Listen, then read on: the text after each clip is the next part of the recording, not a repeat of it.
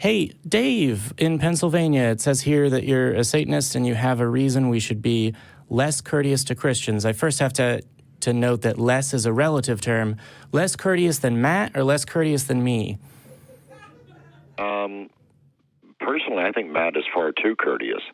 I mean, given the last call, I would have told him to fuck off right away. I think he didn't do that as a favor to me because I'm sitting closer to the phone. But well, that's fine. I mean, you handle it your way. Matt handles it his way. But the broader question was, I was curious because I've been watching the show for quite a long time. Thank you. Like and subscribe. Matt, oh, well, I have. I haven't given you any money because I'm broke as shit. But Matt has said, and I think you have as well, that you were both religious, or at least steeped in religion at one time. Matt, I think, said he was studying to become a pastor, if I recall correctly. Yes. Matt, may I ask a question? When you were reading the Bible and studying this, how did you respond to the stories that were just logically silly? I mean, people being turned into salt, talking snakes. When you reached these stories, when you were reading through it and hit these, how did you deal with it personally? So when you say that something is logically silly, it's only the case that it's silly for somebody to turn into pillar salt. If, in fact, it's the case that there's not a God who has the capacity and desire to do that. And if you... sorry, if I could interject. I get it. If you get it, why'd you ask? Debates. Well, no, I get the logical aspect of the twisting it. But just from a comedic standpoint, didn't you hit those stories and go, that doesn't make any sense? I don't want to get into a deep...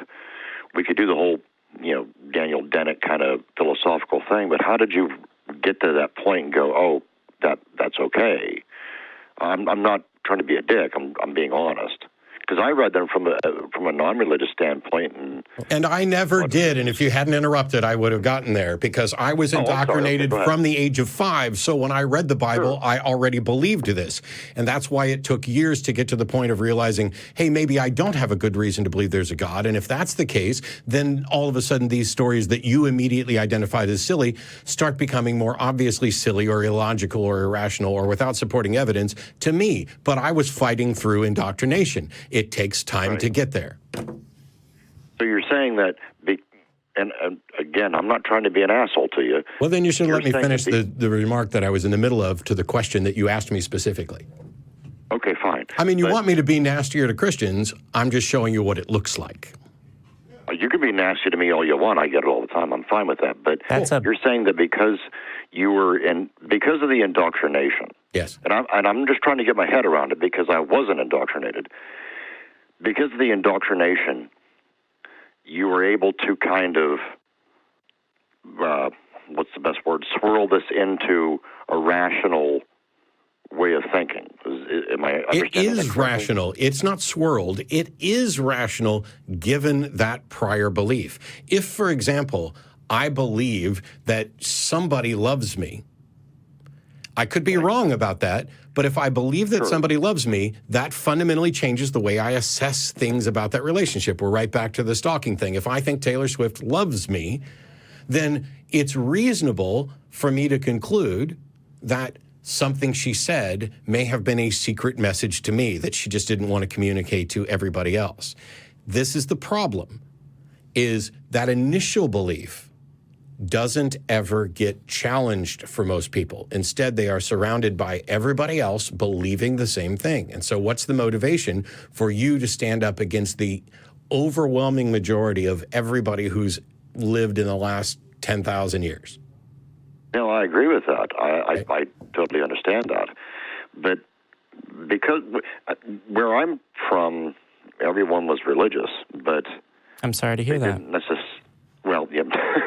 They didn't necessarily, they didn't talk about it, and it wasn't like it was grilled into you necessarily. but everyone just assumed everyone was the same version of Christian. And for you, it was grilled into you. Is that correct? Yes. It wasn't like, it's just that everybody around me believed. It's the same reason people can't see their privilege, because they're surrounded by people who share those same advantages. And by the way, the whole thing about privilege is nobody's saying that you're terrible or this is your fault in any sense. They're just trying to get you to recognize that, hey, human beings are different. Some of them are advantaged in some areas where they're not. Well, if you are surrounded by everybody, like you feel as you're standing up in church singing, you feel this euphoria and elation and goosebumps and hair rising up, and everybody around you is seeming to have the same experience, and they all are convinced that it's the Holy Spirit, so you become convinced that it's the Holy Spirit. And if that process is repeated over and over and over from the age of 5 all the way up to the age of 30, then it takes some effort to go, hang on a minute, what if I'm wrong about my foundation that is allowing me to view all these other things? That is something that doesn't cross people's mind, because everybody else around you, if you were wrong about there being a God, why wouldn't you have figured this out ages ago? Why wouldn't all these other smart people who are around you have figured this out? I understand. It is within that context absurd to think that you might be wrong. Right. Again, it's an environmental thing. This is where you are, and everyone thinks the same way. So that's where you were. Yes. Was it? I'm assuming the transition was fairly difficult. It depends on how you define difficult. It took some time.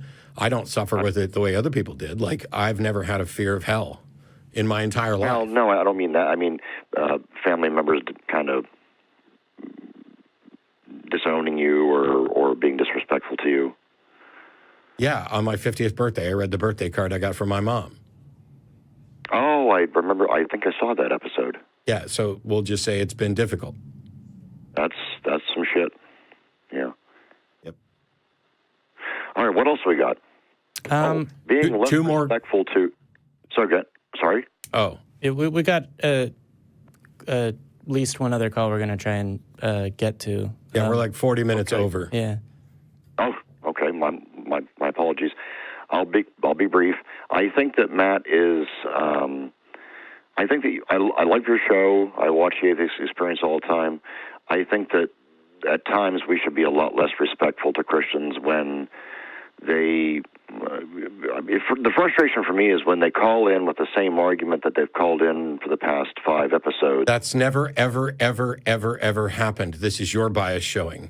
No individual has called me 5 times in a row with the same argument. What there are many different individuals. You are assuming that they've heard this stuff, that they've thought about this stuff, that maybe they are regular viewers of the show. That's not the case. One of my biggest pet peeves is being forced by someone to repeat myself. And yet I have answered and responded to the same arguments for 15 years. And the reason it doesn't bother me is because I know there's always a new audience and that this caller is not the same person that I talked to last week, usually. I slightly disagree. I think they are the same caller. They just modify their argument, whatever it is, the teleological argument or whatever. They modify it slightly when they call back in. Let me just ask real quick for clarification. Sure. When you say you think they're the same caller, do you mean you believe that the one human being that called in on episode A is the same human being that called in on episode B? Or do you mean the arguments are effectively the same? The arguments are, like, say, for instance, Otangelo, as an example. A lot of times they call in with more or less the same set of arguments. They've modified them slightly to try to, calibrate themselves to your rebuttals. But then they call in, and it's more or less the same argument they've had in the past calls. Am I off base?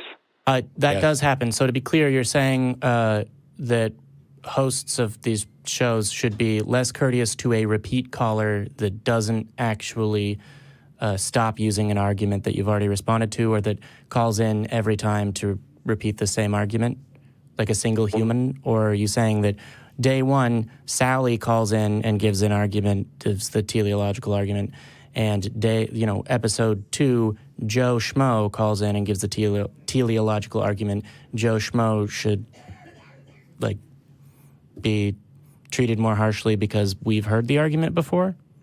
No. I'm talking about repeat callers, people that are the same people.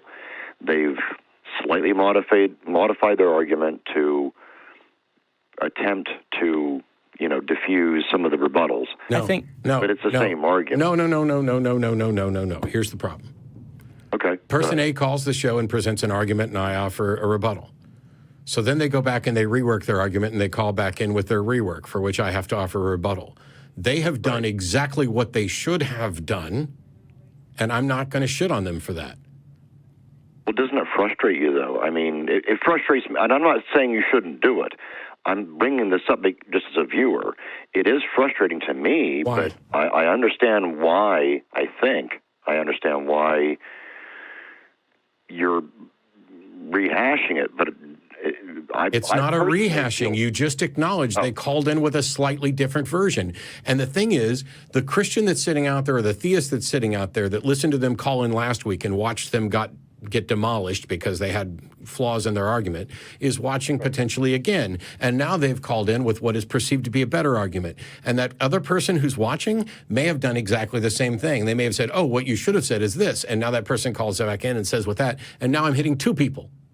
And actually, better than that, the person just sitting at home and watching might have thought, oh, there's no reason for them to modify it. And then the repeat caller calls in and says, yes, I acknowledge the points you made, and I think I've addressed them. And then the person sitting at home, who was more epistemologically closed, is now less so. This is a TV show with hundreds of thousands of people watching any given episode. This is not, I'm going to sit down and argue with my mom the same arguments we argue every week over and over and over again to an audience of 1. This is a different thing. I get that. I'm saying that from my perspective, and I'm just one person, do what you want to do, it's your show. That's, to me, one of the frustrations I have, is that the argument really isn't. So, yeah. He said, do what you want to do, it's your show, and I thought it would be funny to hang up, and then Jamie nodded, but then he seemed to retract it. So now I owe him an apology. It's all good. We'll go for ice cream later or something. So the last thing I want to say is, I get that criticism a lot because I am more patient and let people go longer, I think, than other hosts. Eager to have Otangelo keep going. I didn't say eager. I said willing. Okay. It's consent. Whether or not it's enthusiastic is a different question. You weren't quite blowing him at the end of the call, but you were at least, rubbing lotion on the burn. You must not be as nice to people before engaging in sexual intercourse with them, because that's not. Yeah, never mind. I think if you watch that call back where you're like, I may be the only host that wants you to call back Otangelo, but I would really like to for you to. I think that is not the tone I put in my voice. It was like, I'd really like you to call back. That's just the way my voice sounds. Okay. Later we'll compare notes and then whatever. No, that's all good. I don't mind talking to Otangelo. It's just that. Yeah, you do mind being held in the same conversation where you've reached the end. Well, when somebody is going to say something that's utterly predictable, like when you say that I'm being disingenuous while you are actively being disingenuous, which happened on the Atheist Experience last week, that's a recipe for disaster. What else we got? Because we're way over time. Real quick, let's see. Well, here. Jeremiah in Alvin, Texas. How you doing? I'm going to rush through all the niceties. It says here that you want to discuss the label atheist and why it doesn't describe what he believes. What does the label atheist describe? Hi, Jamie and Matt. This hey. First time calling. Just wanted to say I love y'all's show. And thank you for calling in, man. Sorry, we're rushing through. We had 2 calls in a row that were Otangelo and Nat. I've been here listening. Yeah, you don't have to rehash the show. Do you believe a God exists? No. Then you're an atheist. Not in the sense that everybody says. And I've always claimed atheism. But what I like to try and do is suggest my model or my theory as to why people have the belief of a God. And when I do that, they end up saying, "Okay, well, you believe in a God then." Okay, well, and that's both parts of that are absurd. There's no point in sitting around talking about why people believe in God, because people believe in God for different reasons. Otherwise, we would have fixed this shit thousands of years ago. And if they say that, when after you describe reasons people might believe in a God, that you believe in a God, they're just wrong. Well, can I give you a brief little description of what I'm talking about? I'm thinking that the reason people, all faiths and everything, have a belief in a God is that there's a part of their mind, in a subconscious sense, that is separate from their consciousness, that they can always hear, that's in there, and everybody has their own flavor of it. Everybody has the idea of it. And I don't know what that belief is called. Except that's not the reason that I believed. Oh, okay, no, I'm not saying that it's necessarily the reason that they believe, because a lot of people are convinced for many reasons. All I was suggesting is that the evidence or the things that they find or feel are usually explainable based on the fact that your mind generates these things, and that the mind itself is usually able to explain the things that people believe in when they're referring to a God. So I think I can. And I say that. Oh, sorry. I use that as my description of what I think a God could be. Not that I believe that it's a God in that sense. I don't think it creates stuff. I think it's just essentially a conscience. Like when you say you have a feeling of something, a gut feeling, all these things, they all tie into a part of your mind that's not readily available to you in your conscious form. Okay. So let me just jump in here, because do some learning in psychology, like a little bit, because I would say, yes, I believe that the subconscious exists, which is the part of a person's mind that they don't have conscious access to. And I would say that feelings exist, which is what, unfortunately, far too often motivates people's conclusions about things that could be confirmed otherwise, and that the capacity for human beings to come to logical conclusions isn't the perfect or sufficiently strong to overcome that regularly. And I would say this entire line of discussion is a big waste of time and a huge mistake, because when you spend time trying to tell people why you think they believe something, that's just ridiculously douchey and unconvincing, because the same thing happens to me. People will say, oh, you're only an atheist because you want to sin. Well, that may be one reason why somebody doesn't believe in God, but it's not mine. And so all the time that they spent explaining to me why they think I believe demonstrates that they don't actually give a shit about why I actually believe. They want to show me that they've come up with something that they think is clever, and it's completely unconvincing. Well, I would say that I agree with that 100%, and I wouldn't put that in that way that I think that's why they believe. I would only just suggest that it's another possible alternate explanation, that maybe that these things that you're thinking are associated with a God could be just yourself. And I've always pointed that out because that belief system itself doesn't necessarily say that there is no such thing that people believe in when they're thinking of a God. And that when I get to that, it feels like I'm being dishonest if I say there is no such thing as a God. There's something that people mistake for a God, and it's a real thing. Well, I think what you're describing is people have it. Yeah, so I don't think that means there is a God. There is an idea that people hold true. But what I would say is, in terms of going forward, one, bringing this up in a conversation with a person that believes they're a God, I don't think it's going to get you anywhere. And I would say, yeah, learn about psychology, do a little bit of research. There's good skeptics online to give you hey, actually, don't read a news article about a scientific study. Here's how to find the study and evaluate the methodology, and then follow the research being done in clinical and research psychology about this thing, because people are examining why people believe in a God and doing MRIs and comparing these things. But I don't have access to those studies off the top of my head, and unless I missed one of the points that you brought up, I think I got to bring this to a close. No, I guess you covered it pretty well. Like I said, my whole issue was, is there something that you've ever heard of, a name or an identifier that could be used that would describe a person who believes there is something that people are drawing from when they think of a God that's actually a functional part of consciousness? It's called speculation. And if so, okay, so that's all it would just be, basically. You speculate that. It does no good to show, like, if I could say, look, here's all these possible explanations for why somebody might be incorrectly concluding there's a God, how is that going to convince anybody who thinks that they have correctly concluded that there's a God for reasons that you haven't addressed? I mean, you're right. I don't think that it would. And I was just saying that for my own self is when I say that I don't believe there's any kind of a God as far as any kind of supernatural being of any kind. I don't think it created any earth or anything like that or started life or any of those types of things. Just that, when people say they believe in prayer, I say, well, that's possibly true because it's a function of your brain and it's positive thinking. Or if they say, I believe in... Well, depending on what they believe that prayer does. If a person believes if I pray hard enough, it will make me more likely to win the lottery, I can say with maximal... functionally testable that it's not true. Yeah. It's not going to make an effect.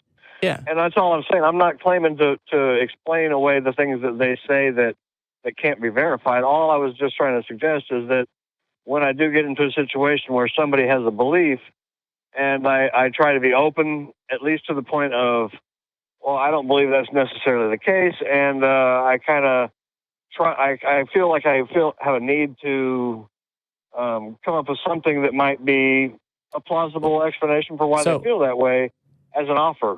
Yes, that's because they're constantly trying to shift the burden of proof. That's because you're playing into the very game that, was it Steve? No, one of the callers earlier made, where he's going to believe until we prove that he's wrong. You're buying into that, and I won't. Yeah, I tell myself the exact same thing. I said, I don't have any reason to try and convince you. I could care less if you believe it or not. Well, see, that's not my position. I do care. Yeah. That's the thing is there's part of me, I guess, that does, and that's why I can't. I tend to do it. Yeah. So here, I don't really why. We're as far over time as I can go without being physically destroyed by my producer in body and mind. But real quick, before you go, Jeremiah, I would say, it's okay if you don't want to take on the burden of trying to help people out of faith. There's a phone number, 512-686-0279, and a show, Talk Heathen, that they can call into if they're willing. Also, in terms of discussing the psychology I mentioned earlier, reddit.com/r/Talk Heathen is the name of the subreddit, and I think citations and more interesting information and knowledge to draw on will be there. But I gotta bring the call to a close. Hopefully, I'll get on it, and I'll put up a little better worded description, and maybe you'll see it someday, maybe not. But either way, I'm happy to talk to you. Cool. Yeah, and, thank Matt, you. I'm disappointed that I didn't at least try and alleviate some of the frustration of your calls today because I heard them all and they were horrible. No, and, I wanted to tell you, fine. In the very beginning of the call, when I first got on there, the guy, you were talking about the crocodile, and it popped in my head. I seen a meme the other day on the internet. It was a crocodile that was in the process of eating a duck while he was swimming through a bayou. And the caption read, "I found the crocodile." So there actually is a meme out there on the internet of one. Yeah. If you're interested in just having a T-shirt or something, you know what I'm saying? Oh, yeah. Yeah, we might work on that. We're trying to get more T-shirts here. Cool. I appreciate the time y'all put in there and everything. And I like the show. I've never called in, but I watch everything y'all got. I'm like and subscribe. Yep, definitely. All right. Well, we'll talk to you later, Jeremiah. Thanks for being a good sport. All right. Let's get love rings. We've got some long calls that we got through. I'm certainly hungry. Unless you have something else you want to add, I was just going to say that, if you don't believe, there's a community here, and we're going to, hopefully there's a community closer to you if you're far from Austin. And that if you do believe, we don't hate you. We just believe you're wrong.